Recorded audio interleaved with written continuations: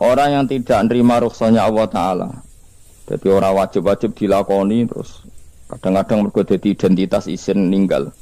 Kalau wong biasa puasa Senin Kamis saking terkenal puasa Senin Kamis sampai muka napa isin. Iku dosane kok Gunung Arafah. Wis hadis iki apa lho, wis ra puasa Senin Kamis. Jadi ala kenapa ora puasa Senin Kamis nampa rukhsahe pengenan niku ora nampa jeneng gak nglakoni. Karena mengkono iku ali ngatasi mamlat ismi sing dosa pemislu jibali Arafah iku kaya gunung Arafah. Jadi pangeran yo aneh sing apik to. Jadi misalnya ana wong maca Quran kok yakin ra disepuro iku dianggap ngenyek Quran. Wong wukuf ning Arafah kok nyangka dosane ra disepuro dianggap ngenyek pangeran. Mane ana wong wali iku mergo ndablek. Dene wong ndablek ra wali iku goblok-gobloke wong. Dadi daftar wali lewat jalur napa? Debleng. Tapi potongannya ya tetap wali, ngajene serabakan. Dadi wali niku gampang. Dene kok ora dadi wali wis bejane wong. Engko tak terangno carane dadi wali, sing gampang-gampang ae. Nek mbok bar Ramadan tak deloke wis masuk ta urung. Nah ora tak sidangno kok.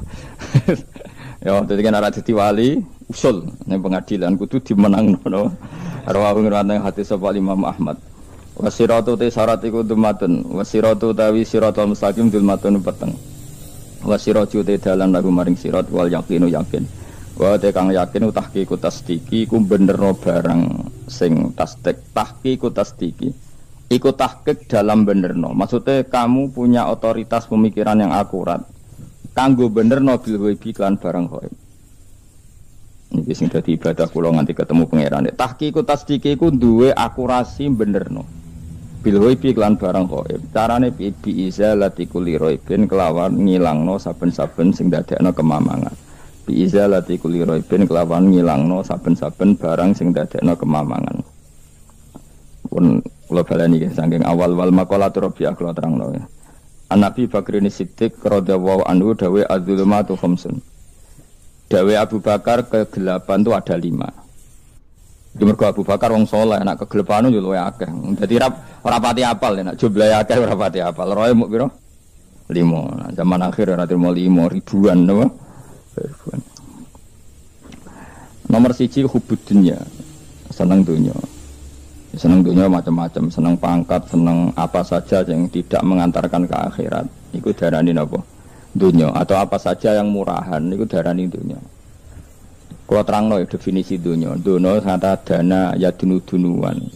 Ana sing ulama nasrib sangka dania terus ditakhfif hamzah dadi dania terus ditakhfif hamzah dadi ya dania terus ngikuti wazan fu'la jadi dunia. Jadi anggar barang sing hina iku jenenge napa? Dunia. Utawa barang sing dekat iku jenenge dunia. Mergo maknane dunya saiki, dana iku maknane dekat. Akhirat nanti. Srungokno wae kok kowe suwe-suwe paham. Sehingga sesuatu yang tidak murahan, kayak sujud, kayak sedekah, kayak ngaji iku ora dunya. Ini kesaksian akhirat. Sehingga ngendikane Ibnu Khaldun niku Allah itu ngeritik dunya ya yang perlu dikritik. Bahkan kadang akhirat pun dikritik pangeran, swarga pun kadang dikritik pangeran. Nak wayahe perlu dikritik karena ada konteksnya. Ada apa? Konteksnya. Misalnya begini, saya punya kitab namanya Khilyatul Auliya atau Baqatul Asfiya. Saya sampai sekarang belajar kitab itu terus. Ini sekitar 14 jilid. Ini kitab indukan Ihya. Saya berkali-kali ngomong di mana-mana. Imam Ghazali dalam hal manaqibul akhyar, sejarah orang-orang pilihan itu nginduk kitab nama Khilyatul Auliya itu 14 jilid. Dalam ilmu tasawuf beliau nginduk kitab jenis Qutil Qulub, ini karangannya Abu Thalib Al-Makki. Dalam fikih tentu beliau nginduk gurunya Imam Haromen. Dan memang kitab itu harus nginduk, kalau tidak namanya mukhtarik, bikin-bikin. Memang syaratnya ulama harus muttabi, dia hanya pengikut, tidak boleh kreasi. Kalau kreasi namanya bid'ah, bid'ah. Kalau terang, di situ ada cerita ada seorang sufi bodoh ngeritik dunia entek ngamal. Dunia wis ora ono benere, dunia iku nggon batang, pokoke dunia iku jifah batang. Sing berebut batang ya siap-siap rebutan mbek asu, pokoke ngomong wis tok ndi-ndi. Sayyidina Umar itu agak tersinggung dengan makalahnya orang sufi yang bodoh ini. Ya rata-rata orang sufi memang bodoh. Kecuali gelem ngaji fikih. Setelah ngomong ngalor ngidul dunia ku swelek terus dene biasa lah wong sufi terus milih dhewean terus orang lakoni popo, ngerti-ngerti lesu. Kok mangan wae lesu, orang sufi kan gitu. Singkat cerita terus Umar agak marah tapi beliau masih bisa mengendalikan diri terus kata beliau Sal Sayyidah, Sal Hadas Sayyid. Kamu tanya Hadas Sayyid, maksudnya Sayyid dalam bahasa dulu itu ya orang terhormat. Dalam bahasa zaman era itu maknanya Sayyid itu masih apa? Ya, Sadat maksudnya bukan Habib, bukan. Kalau dalam bahasa Arab dulu itu memang kalau Habib itu Durian Nabi, kalau Sayyid Sadat itu Sufia itu belum pasti maknanya apa? Habib ya, tokoh-tokoh yang diikuti dalam apa? Makalahnya, dalam apa? Makalahnya. Terus kata Ubay bin Ka'ab, dan ini menurut saya benar sekali dan kamu harus mengikuti Ubay bin Ka'ab. Dia adalah termasuk 6 sahabat yang dipuji Nabi min ahlil Quran apa? Yang dipuji Nabi min ahlil apa? Quran. Kata Ubay bin Ka'ab, lalu Anda masuk surga karena apa? Lalu Anda masuk neraka karena apa? Lalu Anda dapat ridha Allah karena apa? Kamu itu bisa masuk surga lihadih dar karena kenangan di rumah ini, maksudnya karena dunia ini. Karena sujud kamu, karena kebaikan kamu itu di mana? Allah mereferensi amal kamu ya di dunia ini. Kamu masuk surga karena sujud kamu di dunia ini. Nanti masuk neraka karena keangkuhan kamu di dunia ini. Fahadi dunya mi'yar. Dunia ini adalah takaran. Semua referensi Tuhan tentang akhirat itu merujuk kelakuan kita apa? Di dunia. Sehingga kalau kamu masuk surga selamanya lama, itu ya karena kebaikan kamu di dunia. Maka jangan kritik dunia ini. Karena dunia itu mahalu sujudika, mahalu ruku'ika, mahalu khufwa. Dia marah-marah. Sehingga semenjak itu kata Ibnu Khaldun orang tahu dunia yang dikritik adalah dari madatul kalimah dani'ah, suatu yang murahan, apa? Yang murahan. Sehingga kalau misalnya orientasinya itu kebesaran li'ilai kalimatillah, maka itu tidak termasuk dunia. Dan yang suasananya akhirat tapi motifnya adalah kasal, kemalasan, itu yang benar-benar dunia. Makanya Imam Syafi'i sering kritik tasawuf itu sampai ussisati tasawuf alal kasal.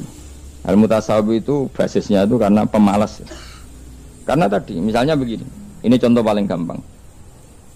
Zaid itu di daerah pinggiran. Di daerah pinggiran di mana Islam itu minoritas. Terus dia ingin kaya raya supaya bisa bikin masjid atau bikin komunitas Islam. Atau dia ingin jabat jadi lurah supaya enggak ada pelarangan orang sholat karena dia yang punya otoritas bikin aturan. Atau kalau mungkin skup lebih besar dia ingin jadi bupati supaya daerah situ familiar dengan Islam karena pejabatnya muslim. Itu tidak dunia karena semua orientasinya untuk mengawal sujud, mengawal kebenaran. Tapi kalau kamu di daerah pinggiran kemudian milih dhewean kabeh kersane pangeran sithik-sithik kersane pangeran terus kamu meninggalkan aktivitas dakwah. Itu yang dunia karena motivasi kamu adalah al-kasal males dari mewarnai buminya Allah ini dengan sujud. Ini yang banyak orang sufi salah paham. Makanya orang sufi harus ngaji fikih. Bendekne roh dielingno wong alim wong fikih nak kitmanul ilmi ku haram. Apa kitmanul ilmi haram. Menyimpan ilmu itu haram. Tidak memberi kontribusi dalam proses orang sujud adalah haram. Tidak memberi pencerahan pada umatnya Nabi adalah haram. Menikmati keasikan yang pangeran dewi adalah haram. Dia harus diingatkan gitu terus. Kalau enggak, itu bahaya bagi agama ini. Makanya dulu itu enggak ada orang sufi yang enggak ngaji ulama fikih. Sekarang kebalikan, malah orang sufi darani fikih mau kulit dekne wis tok hakikat, sembrono. Oh tak tobat nonton anak ketemu aku. Itu bahaya, paham seperti itu tuh bahaya. Karena sekarang itu sufi itu jadi identitas kesalehan. Jadi yang rumah kome sufi koyo sak dhuwure ahli napa? Fikih. Itu bahaya. Karena tadi sufi itu akan ngeritik dunia sepedas-pedasnya. Kemudian ujung-ujungnya meninggalkan dunia, kemudian happy-happy asik pangeran dhewean dan membiarkan umatnya Nabi ini berserakan kemana-mana, tidak terlibat sama sekali, tidak memberi kontribusi sama sekali. Kalau bahasa gampangannya orang gelem amar ma'ruf, gak gelem nahi mungkar. Tapi bahasa amar ma'ruf nahi mungkar kan saiki dadi gerakan ekstrem. Makanya ora tak bahasa amar tidak peduli, tidak mulang. Mergo saiki bahasa saiki repot terus. Paham ini penting kalau terang. Jadi kalau baleni malih ya. Sing dimaksud dunya ketika dikritik pangeran iku dunya sing sangka kata daniah, sesuatu sing murahan, sing enteng, sing nafsu. Iku jenenge napa? Dunya, napa? Dunya. Tapi ketika sesuatu itu baik dan mengarah kepada Allah, iki jenenge dunya iki masru'atul akhirah. Maka dunya itu di dua status napa? Siji masru'atul akhirah. Dan ini status yang harus kita pakai.